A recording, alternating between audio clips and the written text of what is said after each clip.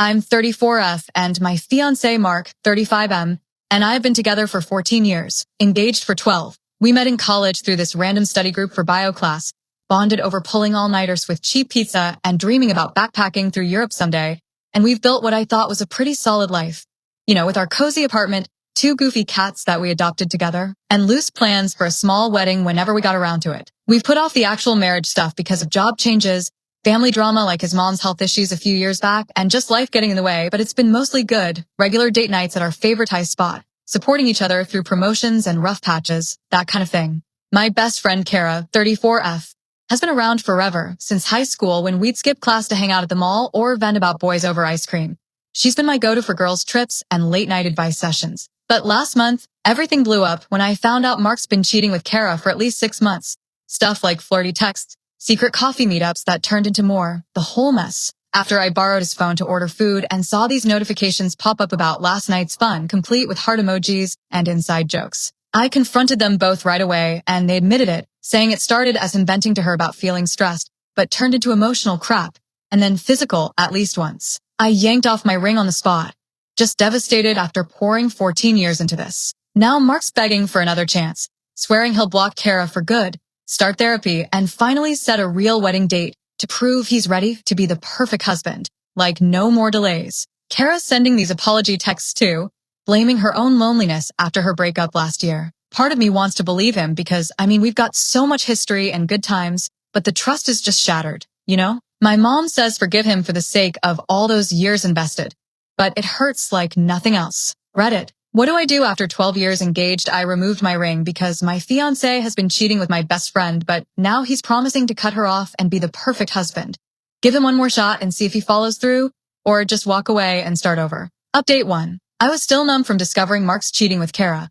Those messages on his phone about their coffee dates turning into makeout sessions, texts like can't wait to see you again with sneaky plans to meet while I was stuck late at work, and even one about our little escape that made my stomach drop, which led to me taking off my ring after 12 years engaged and a huge blow-up where they both confessed it had been going on way longer than I thought. A few days later, Mark showed up at our apartment with flowers from the corner store and my favorite takeout, leading to a long talk that pulled at my heartstrings but left me wary and second-guessing everything as I lay awake that night. He sat at the kitchen table, looking totally wrecked with red eyes and messy hair like he hadn't slept either, and started by saying he messed up big time, explaining it began when he felt insecure about my recent promotion where I started making more money than him, and he confided in Kara, who twisted it into something more with her own advances, feeding his ego or whatever. I grilled him on all the details, like why he'd hidden the texts or lied about work lunches that were really with her, and even brought up a specific message I'd seen about them joking over borrowing time from me.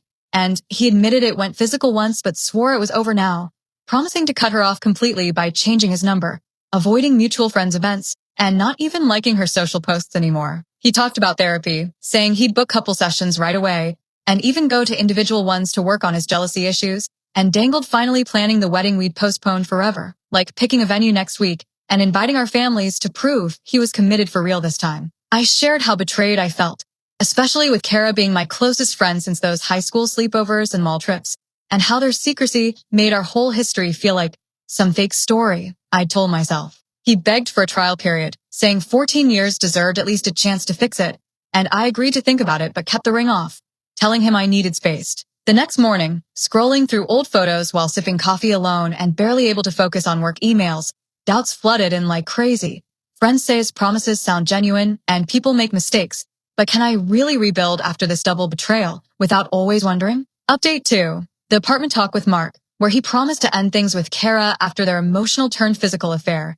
Detailed in messages about stolen kisses during supposed friend hangouts.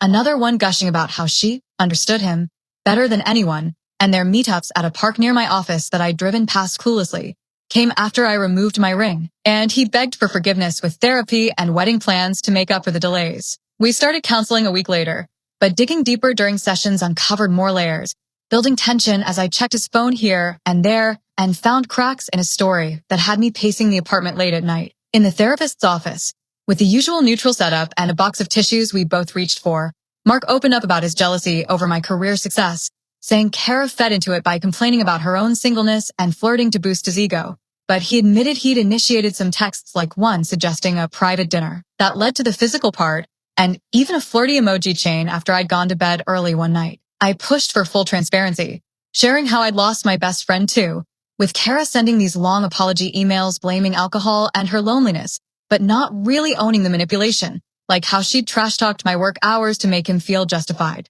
The counselor suggested no-contact rules and trust-building exercises, and Mark showed me he'd blocked her everywhere, even deleting apps we all use for group chats, while we set boundaries like shared locations on phones and weekly check-ins about feelings. But suspense grew when I spotted a suspicious notification on his work email during a movie night we were trying to have like old times.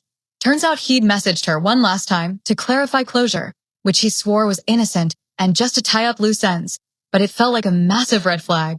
You know, like why risk it if you're serious? We argued about it for hours, him insisting it was to end things properly without drama, me feeling like the promises were already slipping and wondering if this was just the start of more excuses. Coworkers noticed my bare finger during lunch breaks and advised caution. One joking ironically that 12 years engaged might mean he's not ready for real commitment, and I dodged a bullet.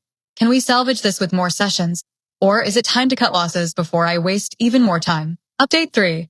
The counseling sessions revealing Mark's insecurities and the affair's details, like Kara's texts about our little secret, their meetups at that park, and even a voice note I'd found later where she laughed about borrowing him from me, followed his promises to cut her off and to be perfect. But the closure, email slip hinted at ongoing issues that kept nagging at me during quiet moments like grocery shopping alone. Over the next month, things unraveled further as I gave him a chance with guarded hope, only for more betrayals to surface that finally pushed me over the edge. We continued therapy, where he'd make these grand gestures like cooking my favorite meals from scratch or booking a weekend getaway to reconnect at a spot we'd visited early in our relationship, but I stayed guarded, checking devices sporadically after the email incident and even setting up alerts on our shared accounts just in case. The breaking point came when a mutual friend tipped me off about seeing them together at a cafe during his lunch hour, prompting me to confront him with location data showing he turned off sharing that day.